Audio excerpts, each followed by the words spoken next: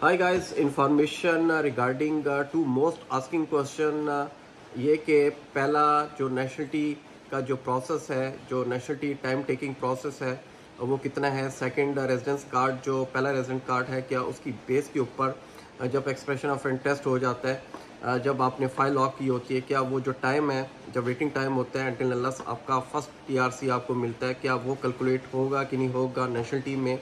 मैं आपको बताता चलूँ फर्स्ट पॉइंट ख़ास तौर पे नेशनलिटी का। इसमें अभी टाइम टेकिंग प्रोसेस है। जब आप अपना केस फाइल करते हैं नेशनलिटी का आफ्टर 5 इयर्स 2 इयर्स इसमें टाइम टेकिंग प्रोसेस है। रिक्वेस्ट जब आप फॉरवर्ड करते हैं तो इसमें 2 इयर्स का टाइम डिलेइंग है। और इसमें देखना ये है कि सिस्टमेटिकली इतना ज़्यादा बैकलॉग इकट्ठा हो चुका है इन डिपार्टमेंट्स के पास, आयरन के पास, जो आपकी एप्लीकेशन को प्रोसेस करने में, देन तमाम चीज़ों को स्क्रूटनाइज करने में टाइम टेकिंग प्रोसेस है। और ख़ास तौर पे गवर्नमेंट की भी अपनी मनमानी और अपनी एक रिट होती है कि वो जब चाहे जो आपके नेशनलिटी के प्रोसेस को फास्ट कर दे, जब चाहे आपको डिले कर दे। उनका कोई इसके ऊपर यूँ कह लें कि वो बड़ा रिलैक्स है, बड़ा फ्लेक्सिबल है इस मामले में। कोई डेडलाइन नहीं है, कोई पॉलिसी नहीं है इस मामले में वाजिया के नेशनलिटी के जो प्रोसेस हैं उसको स्पीड अप करने में किन किन स्टेजेस के ऊपर जो है वो चीज़ें दरकार हैं और उसको कब क्लियर कर लिया जाएगा। कोई डेडलाइन गवर्नमेंट की तरफ से नहीं है। ये बड़ा स्लो पेस एक अमल है और बड़ा ठहराव है इसमें, जिसमें हर वो शख्स जो नेशनलिटी के प्रोसेस का एक हिस्सा बना हुआ है, तमाम स्टेजेस में कहीं कोई 2 नंबर पे रुका हुआ है, कोई 3 नंबर पे रुका हुआ है, कोई 4 नंबर पे रुका हुआ है, या किसी का कोई इशू आ रहा है। तो गाइस, ये इश्यूज गवर्नमेंट की तरफ से है और टाइम टेकिंग प्रोसेस है। ये इनकी मनमानी है, मर्जी है, कब चाहे ये इसको फास्ट कर दें, कब चाहे इसको रिलैक्स कर दें। मेरे पहले व्लॉग में भी इस चीज़ को मैंने रिवील किया था कि इन डिपार्टमेंट्स का ख़ास तौर पे जो टीआरसी इशुएंस डिपार्टमेंट है या जो आपकी नेशनलिटी से रिलेटेड केसेस को देख रहा है, इनमें कुछ लोग ऐसे हैं जो काम नहीं करना चाहते और वो डिफरेंट डिपार्टमेंट्स में अपनी ड्यूटीज़ को कह लें कि ट्रांसफ़र करने के लिए बहुत प्रेशराइज कर रहे हैं अपने डिपार्टमेंट में कि उनको ट्रांसफ़र किया जाए। इससे मुराद ये ली जाती है जो इमिग्रेशन का जो इश्यूज़ हैं, ख़ास तौर पे वो यहाँ की जो लोकल गवर्नमेंट है वो कासिर है, वो इतनी सीरियस नहीं है कि जो रेजिडेंसीज़ के इश्यूज़ हैं, रिन्यूअल के इश्यूज़ हैं, फैमिली यूनिफिकेशन है या इमिग्रेशन से कोई भी रिलेटेड इशू है, ख़ास तौर पे उस चीज़ को सीरियस करने के लिए वो जो है वो इसके कायल नहीं है और बाउंड नहीं है। और बड़ी चीज़ें जो ऐसे देखा जा रहा है, ऐसे नज़र आ रहा है कि ऑर्डिनरी चल रही हैं, मतलब इतना कुछ सीरियस इसमें गवर्नमेंट का एक रोल नहीं आ रहा। इन डिपार्टमेंट्स में जो लोग काम कर रहे हैं उनका रोल नहीं आ रहा, कुछ नज़र नहीं आ रहा कि कुछ चीज़ें होती हुई नज़र आ रही हैं। एमा के आने से पहले सेफ जब एमा टेक ओवर करी थी सेफ को, बड़ी चीज़ों को प्रेसिडेंट ऑफ आइमा ने इस चीज़ को रिवील किया कि आने वाले टाइम में हम इस सिस्टम को इंट्रोड्यूस करेंगे, हम फैमिली यूनिफिकेशन पोर्टल को लेके आएंगे, चीज़ें आसान होंगी, हर चीज़ ऑटो पे होगी। लेकिन अनफॉर्चुनेटली 2 इयर्स कंप्लीट होने को आए हैं, आइमा का स्ट्रक्चर जूं का तूं है। इंटरनल इश्यूज इतने ज़्यादा हो चुके हैं कि एम्प्लॉयज़ काम करने के लिए तैयार नहीं है, अपनी ट्रांसफ़र के लिए वो रिक्वेस्ट डाल रहे हैं। और इसके अलावा सिस्टम अपग्रेड नहीं है, लोग काम नहीं करना चाह रहे। टीआरसी ख़ास तौर पे महात्मा गांधी से रिलेटेड जो इश्यूज़ हैं, ख़ास तौर पे जो कार्ड इशू होने थे वो भी अभी इस रवि का शिकार हैं, वहाँ से भी कार्ड इशू नहीं हो रहे। बाकी सेंटर्स के ऊपर भी चीज़ें स्टक सी हो चुकी हैं। ऐसे लगता है कि गवर्नमेंट का इदारा जाम हो चुका है इमिग्रेशन के सिलसिले में।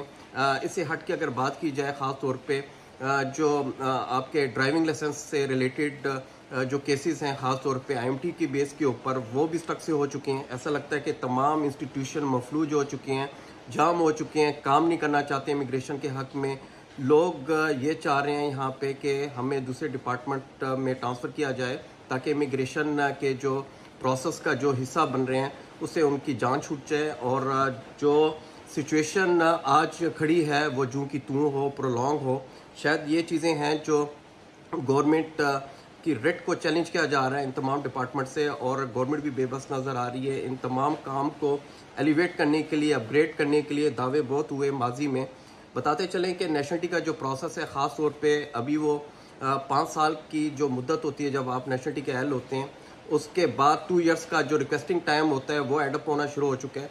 तो इससे मुराद ली जाती है कि टाइम फ्रेम नेशनलिटी का कितना प्रोलॉन्ग हो चुका है, इसी वजह से कि इन इदारों में लोग काम करना नहीं चाह रहे हैं और गवर्नमेंट की रिट को चैलेंज किया जा रहा है। गवर्नमेंट भी बेबस है इन मामलात में अपना असर दिखाने के लिए। तो मैं बताता चलूँ, जैसे कि मेरे पहले भी व्लॉग थे ख़ास तौर पे इसमें मैंने एक चीज़ को बड़े कैटेगोरिकली रिवील किया था कि जब तक फ्रेंडली इमिग्रेशन प्रोसेस इस सिस्टम का हिस्सा नहीं बनेगा तब तक इमिग्रेशन के मसले मसाइल जूं के तू होंगे गाइस। और इसकी मेन रीज़न ख़ास तौर पे कंजर्वेटिव पार्टीज़ हैं जिनका इन्फ्लुएंस भी है इन तमाम इंस्टीट्यूशन के ऊपर। और जब ऐसी पार्टीज़ और ऐसी गवर्नमेंट मैदान में हो तो इश्यूज़ इमिग्रेशन को फेस करना पड़ता है और फेस करना पड़ेगा जब तक तमाम गवर्नमेंट सीरियस नहीं होंगे इस मामला में। इंस्टीट्यूशन को इन्वॉल्व करते हुए चीज़ों को पॉजिटिव वे में नहीं लेके जाया जाएगा सिस्टम के तहत, तब ये अननेसेसरी डिलेस और इमिग्रेशन मैटर्स जूं के तूं रहेंगे। डिलेइंग होता रहेगा इसके अंदर, खा वो रेन्यूअल कार्ड हो, खा वो TRC फर्स्ट हो, या फैमिली यूनिफिकेशन के इश्यूज़ हों, या नेशनलिटी के प्रॉब्लम हो, या IMT के इश्यूज़ हों। ये तमाम इंटरलिंक डिपार्टमेंट्स हैं, एक दूसरे से जुड़े हुए हैं। तो यहाँ पे भी इश्यूज़ हैं, प्रॉब्लम है, एम्प्लॉयज़ काम नहीं करना चाह रहे। मेन रीज़न बताते चलें कि लास्ट 2 मंथ में around 21,000 law suit against the Aima file हुए। और इसमें बताता चलूँ अक्टूबर 2024 में ये केसेस 10,000 तक पहुँच गए कि आइमा के ख़िलाफ़ एप्लीकेशन कोर्ट में रजिस्टर हुई। बताने का मकसद ये है कि हर कोई आइमा के ख़िलाफ़ जो है वो एक दूसरा रास्ता इख्तियार किया गया है, कर रहा है कि इसकी वजह से जो अननेसेसरी डिलेस हैं आइमा के उसको चैलेंज करे कोर्ट में। लेकिन अनफॉर्चुनेटली वहाँ भी सुनवाई नहीं हो रही, वहाँ पे भी जो है हेयरिंग नहीं हो रही, और वहाँ पे भी जो है वो डिले का जो है वो सामना करना पड़ रहा है। एक सिस्टम रुक सा चुका है। जो कोर्ट केसेस हैं ख़ास तौर पे उन्होंने भी क्वेश्चन मार्क लगाना शुरू कर दिए हैं आइमा पे, ये ऐसे गवर्नमेंट इंस्टीट्यूशन के ऊपर।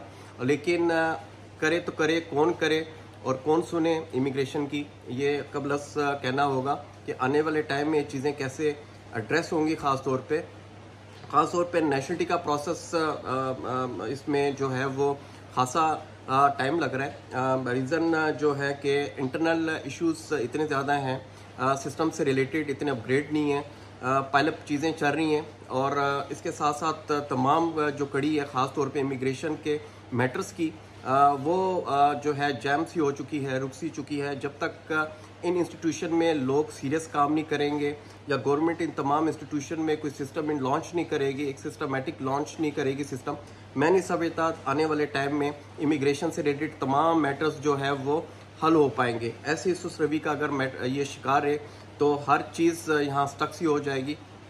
अनफॉर्चुनेटली इसके ऊपर गवर्नमेंट की भी कोई स्टेटमेंट नहीं है, सिर्फ और सिर्फ जो है वो हम कॉन्सिक्वेंसेस देख रहे हैं, सिर्फ और सिर्फ ऑब्जेक्शंस देख रहे हैं जो मुख्तलिफ चैनल्स पे मुख्तलिफ जो इसमें जो एनालिस्ट हैं वो अपना तजिया कर रहे हैं ख़ास तौर पे कि आइमा की जो सुस्त रवि है, जो कंसिस्टेंसी है वो डिक्लाइन की है, इंस्टीट्यूशंस काम नहीं कर रहे हैं, इसमें बहुत ज़्यादा इश्यूज़ हैं, प्रॉब्लम है।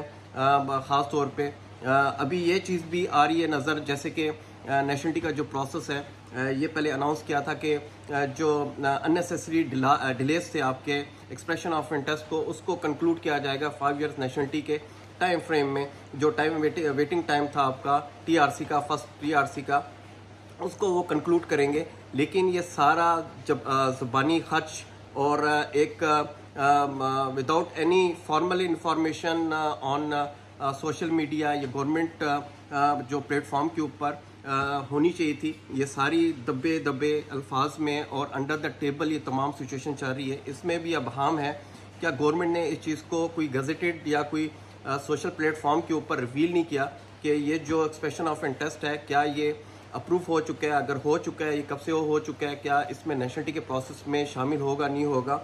दो के ये मानना भी है कि जब आप अपनी नेशनलिटी के लिए अप्लाई करें आफ्टर 5 इयर्स तो आइमा से आपको सर्टिफिकेट लेने की ज़रूरत है, और वो सर्टिफिकेट एक्सप्रेशन ऑफ इंटरेस्ट को जो है वो रेफ़र करेगा कि इस टाइम से फाइल लॉक की गई, इस टाइम से आपने डॉक्यूमेंट्स लॉक किए।